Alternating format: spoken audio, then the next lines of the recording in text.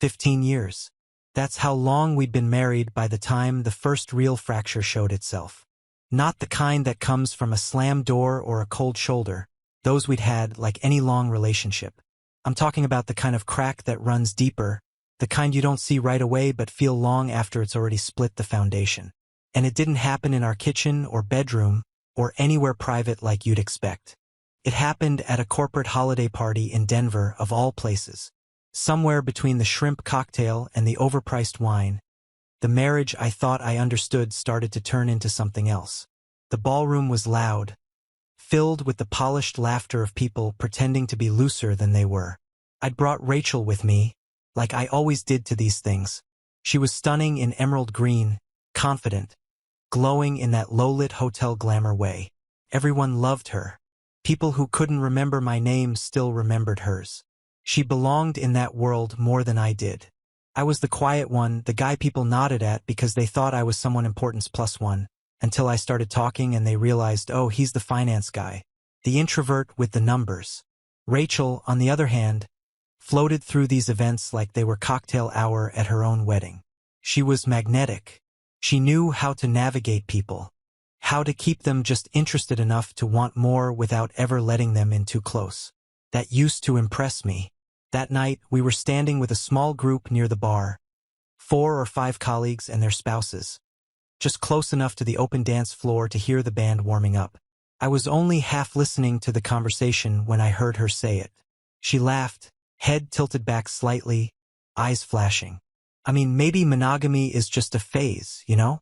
We're all acting like it's the gold standard, but maybe partner swapping actually keeps marriages alive. There was a pause. Not awkward, just brief. Then laughter. Real laughter. Big, open-mouthed stuff from the people around her. One guy clinked his glass against hers like she'd said the wittiest thing of the night. Someone else joked, "Careful, Rachel. Your husband might think you're serious." More laughter. Then all eyes turned to me for a reaction. I smiled. Tight. Just enough to make it look like I was playing along. I even laughed, but it died halfway out of my throat. Because it didn't feel like a joke. Not coming from her. Not in the way she said it. It was too casual. Too practiced. She hadn't stumbled into the comment. She'd delivered it. Floated it out there like a balloon, just to see if it would pop or fly. I didn't say anything for the rest of the conversation. I just nodded and drank my whiskey. I watched the way she navigated the next few minutes. Cool, controlled, fully in her element.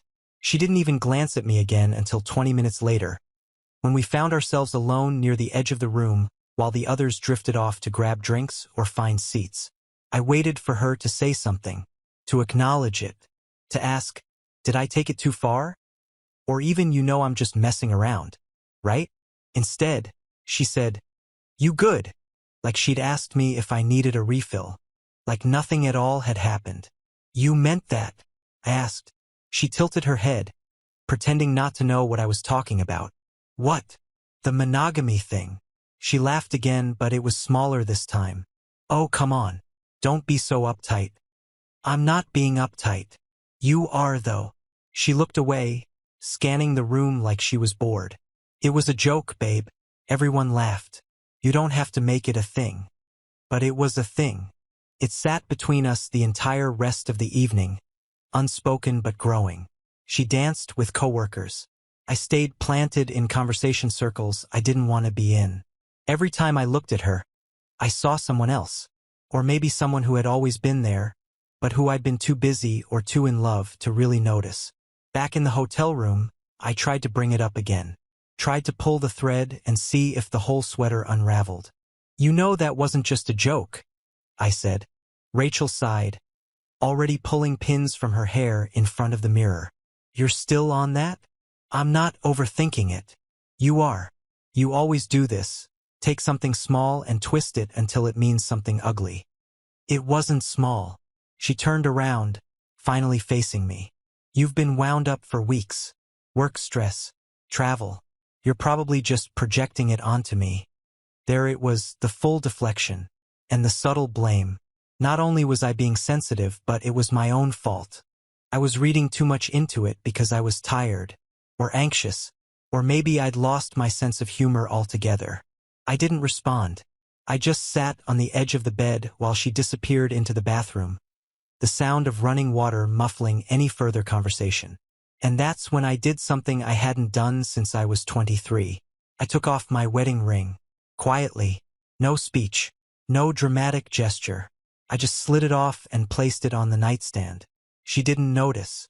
She came out of the bathroom 10 minutes later, scrolling through her phone, already making plans to meet up with a few of the other wives for breakfast the next morning. As if the night hadn't left any kind of mark.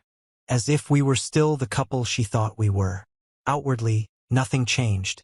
I didn't storm out or sleep on the couch or say anything I couldn't walk back. But something inside me shifted. A dull click. A crack in the glass that hadn't shattered yet, but would. Eventually. In the days that followed, she acted like nothing had happened. She kissed my cheek. She sent me memes. She posted photos of the party with smiling captions like, "Love this life with my favorite person." I kept waiting for her to bring it up. To say, "Hey, did that bother you?" Or even, "I went too far, didn't I?" But she never did. She didn't ask. And I didn't offer. I told myself maybe it was a fluke. Maybe she really had been drunk, or joking, or testing the waters of a conversation she hadn't figured out how to have yet. But the thing about cracks, real ones, is they don't stay small. They widen. Slowly. Silently. Until the whole thing gives out. And I think in some part of her she knew that too. Because after that night, she stopped asking me anything real. Stopped sharing anything meaningful. We became polite again. Civil. Like strangers who'd gotten very good at pretending they knew each other. Like two people quietly agreeing not to say what we both felt. That something had changed. And neither of us had the guts to call it what it was. Not yet. I wish I could say I knew the moment things started going sideways. That there was a clean line between before and after. But real life doesn't work like that. The unraveling is always slow, always quiet, always disguised as ordinary life until you're too far gone to remember where you started. Looking back now, I know it didn't begin with that party in Denver. That moment, the joke, the deflection, that was just the first time the truth slipped through the cracks. It wasn't the beginning. It was just the first leak in a dam that had been holding back everything I hadn't wanted to see. The real story, the affair, the lies, the distance, had already started by then. I just didn't know how to read the signs. But they were there. Rachel started working late more often. That's not unusual on its own. We're both in demanding fields. Late nights happen. But this wasn't like before. Her late nights didn't match her calendar. She'd say she was working on a project for a client in Chicago, but I checked the system, and nothing was scheduled. At first, I told myself I must have misunderstood. Maybe it was last minute. Maybe her company just hadn't updated the client portal. That was the first rationalization. Then came the Tampa trips. She'd never mentioned Tampa before. She used to hate Florida, actually. Too humid, too many bugs, she said. But suddenly, Tampa became a client hotspot. 3 trips in the span of 2 months, each one with vague details. I asked her how the meetings went. She'd say, long, boring, but productive. When I asked who was on her team, she couldn't remember half the names. Said she was working with a few guys from the finance side. Never names. Just guys. More rationalizing. She changed her phone password around that time. I didn't ask. I noticed. We'd never been the couple who needed to snoop. I didn't need to check her phone. Until I realized I no longer could. Then it started sitting face down. Every time. Dinner table, nightstand, coffee table, always screen down. Even when she wasn't using it. Once, when we were watching a movie on the couch, it buzzed 3 times in a row. She didn't even glance at it. Just muted the sound and kept staring at the screen like nothing had happened. The old Rachel would have checked, maybe even shown me. Look at what my sister sent. Or another group chat meltdown. But now, total silence. And still I said nothing. We'd been together so long that I had learned to treat discomfort like a passing storm. You don't react, you don't panic, you don't accuse. You wait it out. That was always the deal. So I waited. I gave space. I gave her the benefit of the doubt even when my gut was clawing at the back of my throat. She started going to the gym again. That, by itself, didn't strike me as odd. She said she needed to feel good in her body again. I encouraged her, told her I was proud. She bought new workout clothes, downloaded a fitness app, even tried smoothies for a while. But she never wanted me to come with her. "We don't need to do everything together," she said when I offered. "This is my thing." That should have been fine. Except it wasn't. Something about the way she said it made it clear. This wasn't about fitness. This was about distance. And the space between us kept growing. I'd walk in from work and find her already in bed. Laptop propped up, earbuds in, zoning out to some podcast I wasn't allowed to interrupt. She stopped asking about my day. Stopped reacting when I told her anything real. I got promoted around that time. Something I'd worked toward for years, and when I told her, she said, "That's great, babe," without looking up from her phone. Then she went back to scrolling. We stopped fighting. That was the part one didn't realize was a red flag until much later. People always talk about fighting as the problem in a relationship, but the real danger comes when the fights stop. When you stop bothering to explain yourself. When silence feels safer than honesty. We didn't argue anymore. Not about dinner plans, not about money, not even about S**X. We just functioned. Parallel lines in the same house. At some point, I became background noise in my own life. She started calling me babe more than she used to. That sounds backwards, I know. But when you've been with someone for over a decade, you know the difference between real affection and placeholder language. Babe became her way of ending conversations before they started. It was a shield. "Where were you last night?" "Out with the team, babe." "You didn't text." "Babe, I was busy." You know how it gets. End of discussion. I'd wake up and find her already gone. No note. No coffee left for me. No text saying when she'd be home. I told myself she was just tired. That her job was draining her. That we were going through a season. That it would pass. But it wasn't a season. It was a shift. A full tectonic one. And I didn't recognize it until the ground had already moved underneath me. She stopped wearing the necklace I gave her on our 10th anniversary. A small thing, but she used to wear it every day. Said it made her feel grounded. Said it reminded her of us. When I asked her why she stopped, she shrugged. "I just forget sometimes," she said. No big deal. But it was. Every little thing was starting to point toward a bigger truth I wasn't ready to see. Even her scent changed.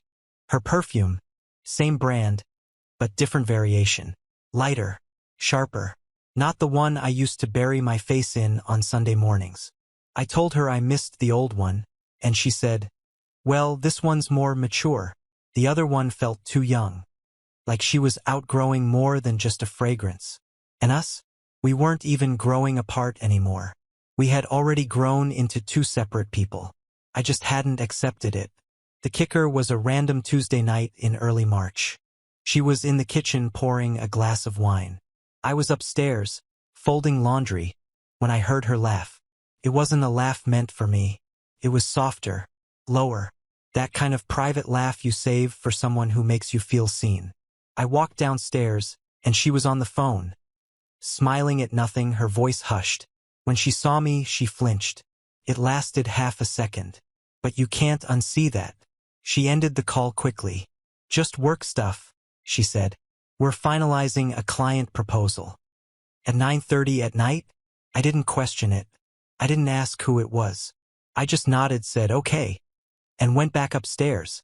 But I knew. Not the full truth. Not the details. Not yet. But I knew that whatever thread connected us had started fraying long before Denver. The party didn't create the problem. It just exposed it. Like shaking a wall and watching the drywall crack open because the structure behind it had already rotted. She had been gone for a long time. Not physically, but emotionally, spiritually, and *mately. She had been disappearing in small pieces. One skipped conversation at a time. One business trip at a time. One new password, one unanswered question, one sudden hobby at a time.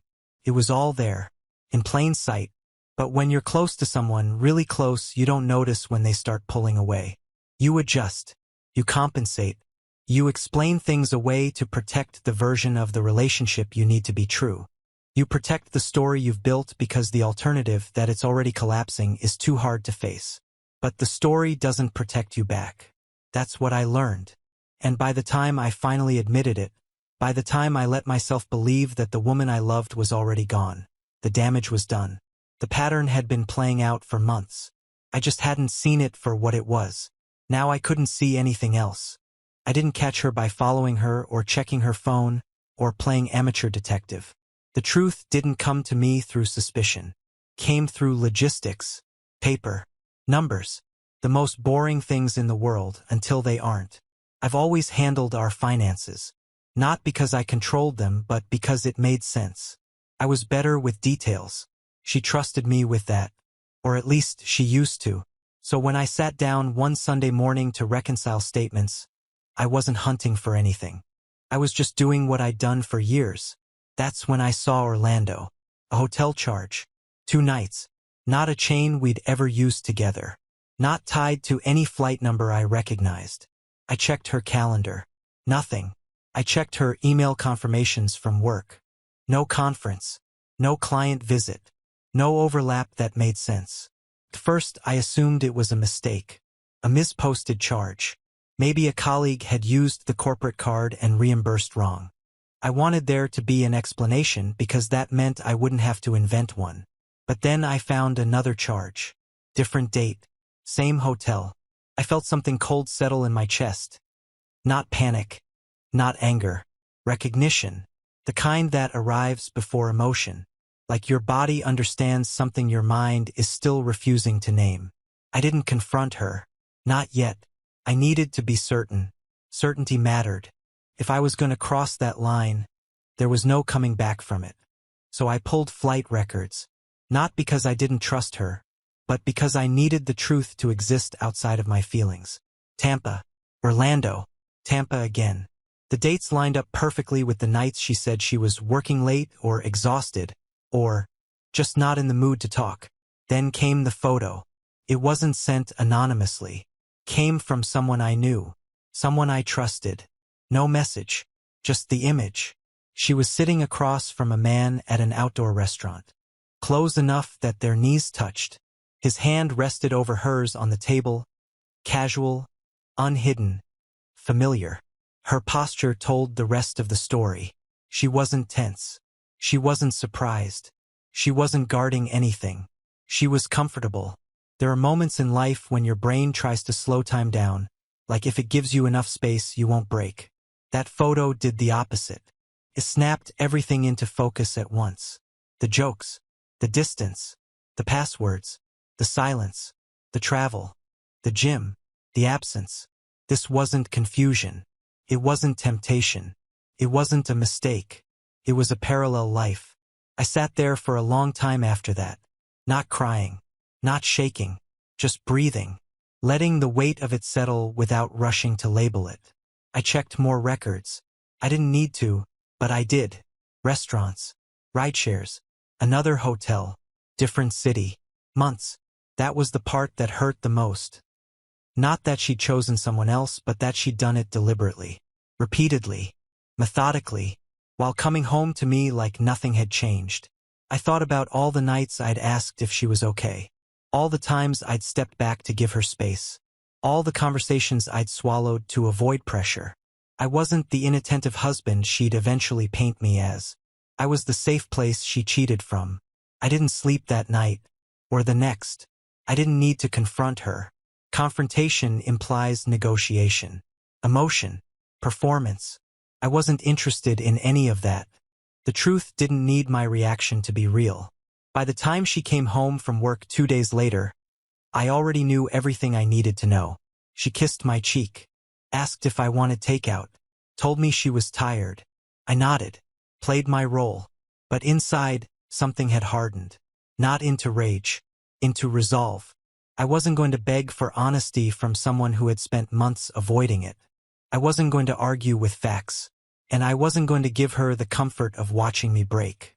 Because the moment I saw that photo, the marriage I thought I had stopped existing. All that was left was deciding how and when I would leave it behind. I didn't pack everything. That would have been too obvious. Too loud.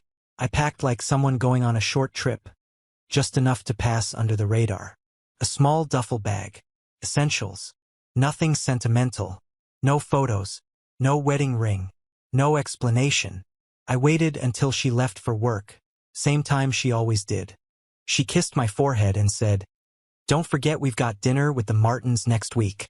Her voice was casual, like we were still living in the same reality. I nodded and said, "Sure," as if I hadn't spent the last week reviewing documents, scanning hotel receipts, and gathering proof of everything she thought I hadn't noticed. She closed the door behind her. I waited 30 minutes just to be sure. Then I moved. I grabbed my bag, a folder of records, my backup drive, and the cash I'd slowly withdrawn in chunks over the last month. I turned off my primary phone and left it on the kitchen counter next to her favorite mug. The one that said, "World's okayest wife." A gift from a trip we'd once laughed through. Now just a prop. I slid a burner phone into my pocket. The kind you buy at a gas station. Prepaid. Untraceable. Not because I was running. Because I was done explaining. I left the house without looking back. I didn't need to. I knew every corner of it. I knew what was in the drawers, what was behind the photos, what was real, and what wasn't anymore. That house was no longer mine. It was a museum of someone else's marriage. A set built for a version of me I couldn't keep pretending to be. I got in the car and drove south. I didn't know exactly where I was going, just that I had to put miles between me and the performance she was still starring in.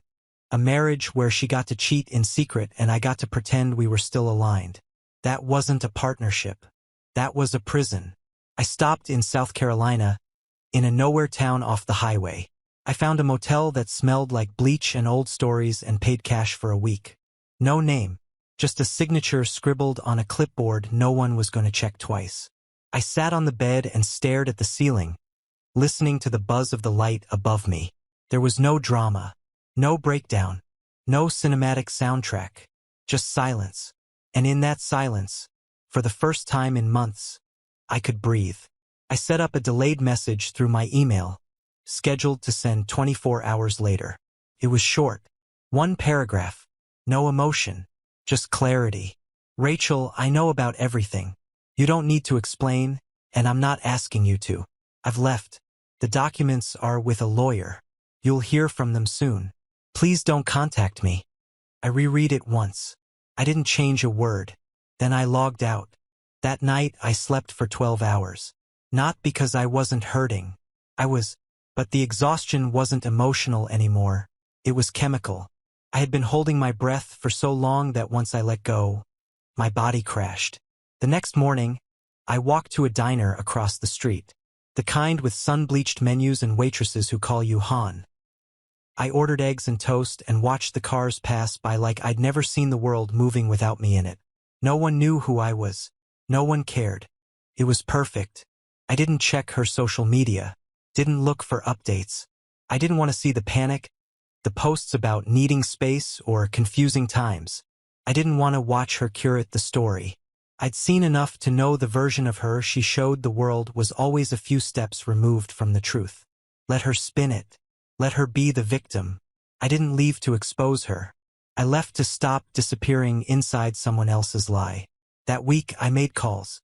I found a lawyer recommended by a college friend. I faxed over what I had. Dates, photos, travel records, the paper trail she never thought I'd notice. Adultery. Clean. Formal. No room for gray. The lawyer didn't ask for drama. Just facts. I gave them everything. He asked if I wanted to serve her directly. I said no. I wanted it done through the system. Quiet. Official. The way she'd never see coming. There's a certain power in not being reactive. In not giving the person who hurt you a front row seat to the damage they caused. I didn't want her apologies. I didn't want her tears. I didn't want the carefully curated explanations about mistakes and bad timing and not feeling seen. She made her choices in private. I made mine in silence. That's not revenge. That's respect for my own dignity. People always imagine that leaving a marriage looks like a screaming match or a dramatic suitcase toss at midnight. But that's not how most endings really go. Most endings happen like this: a quiet room, a bag half-packed, a phone left face down, a door that closes and doesn't reopen. What I felt wasn't triumph. It wasn't liberation. It was stillness, a kind of emptiness I hadn't known I needed. Because when you've spent months questioning your own gut, second-guessing the tension in every word, explaining away every sign that something's off, it feels like peace just to be in a space where no one is pretending anymore. That motel room, with its peeling wallpaper and flickering lamp, gave me more clarity than any therapy session ever could, because it wasn't about fixing us anymore. It was about choosing me. Not the me that tried to salvage things. Not the me that kept showing up hopeful. Not the me that let her redefine the narrative. But the version of me that finally realized you don't have to wait until you're shattered to walk away. Sometimes the bravest thing you can do is exit without a performance. No big speech. No final argument. Just the quiet decision to stop being someone's cushion for dishonesty. I didn't tell anyone for a few days. Not friends. Not family. I needed to sit with it alone. I didn't want the sympathy or the advice or the anger. I didn't want to explain. I just wanted the silence to stretch long enough that I could hear my own thoughts again. I didn't miss her. I missed the version of her I thought I knew. I missed the stories we used to tell about ourselves, the ones where we were solid, unshakable. But the real her, the one who lied with ease, who shared herself with someone else and still kissed me goodnight, that person? I didn't miss her at all. And the longer I stayed away, the more I realized I had nothing left to say, nothing left to ask. Because the second I left, I stopped needing her to answer for anything. I'd already answered the only question that mattered. Who do you become when someone betrays you completely? Someone who doesn't stick around to collect more damage. Someone who lets go, quietly, fully, and without turning back. I thought the silence would last longer. I had imagined she'd spend at least a few days in shock, quietly absorbing the message I sent before saying anything to anyone. But by the second morning after the email went out, the narrative had already started shifting. I wasn't there to witness it in person, but the reports trickled in subtle, careful, and measured. From mutual friends, from family, from people who didn't know what they were walking into. She says you just disappeared, one friend said over the phone. No warning, just gone. Another, she's worried about you. She said you've been different lately, withdrawn, moody, not yourself. There it was, the beginning of the rewrite. Not infidelity, not a broken promise, not a hidden affair played out across cities and hotel rooms. Just me, a husband who, according to her, unraveled quietly and slipped away. Someone who'd grown cold. Someone who left because he couldn't handle life. Because he'd been under too much pressure. Because he'd never really talked about his feelings. It wasn't rage I felt when I heard those things. It wasn't even pain. It was something colder, recognition. I understood the game even if I didn't want to play it. When people are backed into corners, they don't look for truth. They look for exit routes. She was building hers. One version of me at a time. I didn't respond publicly. I didn't reach out to correct the record. I had no interest in entering the same emotional theater she lived in. I let the stories grow legs because I knew the truth didn't need my voice to exist. But I also knew it would only take one match to burn the script. And that match came from the last place I expected. Her affair partner's wife.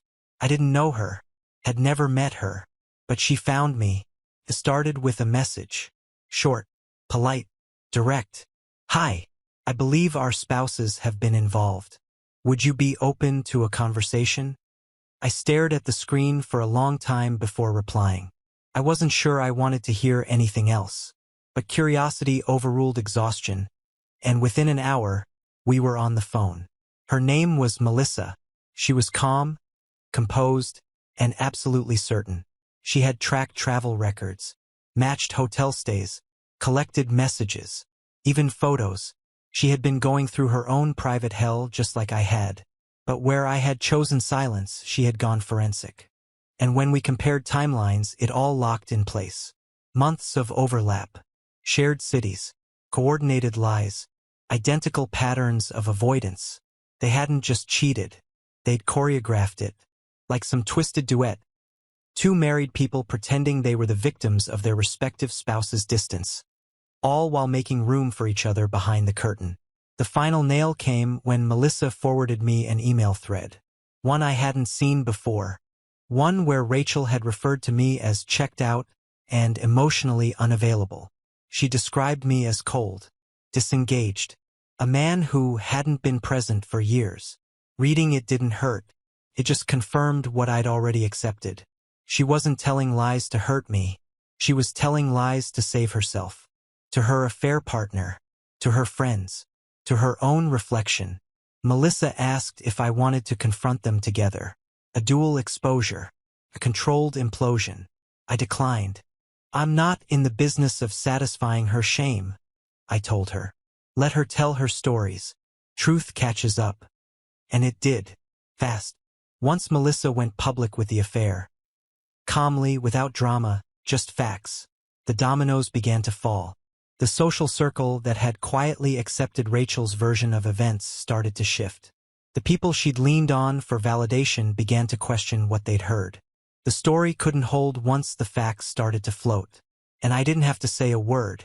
Friends I hadn't spoken to in months started reaching out, apologizing. Some for believing her, others for staying quiet. I didn't know what to think, one admitted. But it's pretty clear now. I didn't hold grudges. People respond to discomfort in predictable ways. They cling to the first explanation that allows them to look away. And I had made it easy to look away by disappearing quietly. But the truth is loud even in whispers. Rachel tried to get ahead of the fallout.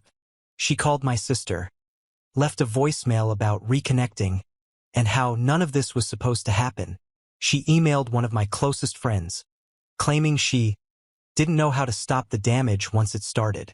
She even wrote me a letter, handwritten, for pages, carefully folded, mailed to my old address and forwarded to the P.O. box I was using temporarily. It started with, "I don't expect forgiveness." Always a bad sign. The letter did what all guilty letters do, acknowledged enough to seem honest, deflected enough to avoid blame. She called the affair a lapse, referred to her choices as complicated, said she had felt unseen and lost. She called what we had real, but weathered. She wrote about our vacations, our early years, said she still dreamed about the cabin we rented on our 3rd anniversary, said she missed the man I used to be, but not once did she say she was sorry without cushioning it in context. I'm sorry things happened the way they did. Not, I'm sorry I lied. Not, I'm sorry I betrayed you. Just a vague regret tied to circumstance. Like she was sorry about a fender bender. Like this had all just happened to us. I didn't respond. I didn't keep the letter. I didn't need a time capsule from someone who only looked back when the future stopped working in her favor. I let the lawyer handle everything from there. Divorce proceedings moved quickly. Thanks to the evidence, the terms weren't up for debate. I filed formally under adultery, not to punish her, just to document the truth. I refused mediation. There was nothing to mediate. The marriage was not in conflict. It was over. The day the papers were finalized, I didn't celebrate. I didn't drink. I didn't post vague quotes online about freedom or growth. I just went for a walk through a quiet neighborhood in a city that didn't know my face. Past houses with porch lights and wind chimes and swing sets. Normal things. Safe things. Things that didn't lie. That's when it hit me. Not all at once, but in a slow, grounded way. I didn't leave because of the affair. I left because of the story she tried to replace it with. The affair hurt. Of course it did. But it was the rewriting that K** led us. The way she made me into a ghost in my own marriage. The way she told people I drifted, when the truth was she'd been paddling away for years. The way she edited the script so that she could stay likable in the wreckage. That's the part no one tells you about betrayal. It doesn't stop when they're caught. It continues in every sentence they twist after. And the only way to survive it is not to fight for your version of the story. It's to stop needing their version to be wrong. I didn't have to lift a finger. The life she tried to build with him unraveled without my help. He left her, quietly, without warning, just like she had once left me. No explanation, just absence. Her job followed not long after. Office gossip spread, and the professionalism she'd once been praised for was replaced by whispers and distance. The social circle she leaned on thinned out. Friends stopped inviting her. Some stopped responding altogether. I didn't gloat. I didn't smile when I heard. It wasn't revenge, it was outcome. Natural gravity pulling her choices back to the ground. Actions without ownership eventually collect interest, and hers had come due. I learned about all of it secondhand, from people who assumed I'd care. I didn't. I had already left that part of the story behind. I wasn't angry. I wasn't vindicated. I was just free. I moved. New city, new job, new rhythm. I started from zero, not to erase the past, but to stop living in its echo. I found parts of myself I had shelved for years. Hobbies returned. Old friendships resurfaced. I slept deeper, laughed more. The marriage stopped being a wound and became context. Something I had survived, not something I was still inside of. I stopped checking her socials. Stopped wondering if she regretted anything. I realized it didn't matter. Closure hadn't come from her. It came the moment I chose not to bend, not to wait, and not to explain myself into exhaustion. I was no longer trying to be understood by someone who never truly saw me. I wasn't rebuilding, I was reoriginating. Becoming someone new, quietly and fully. And that was enough.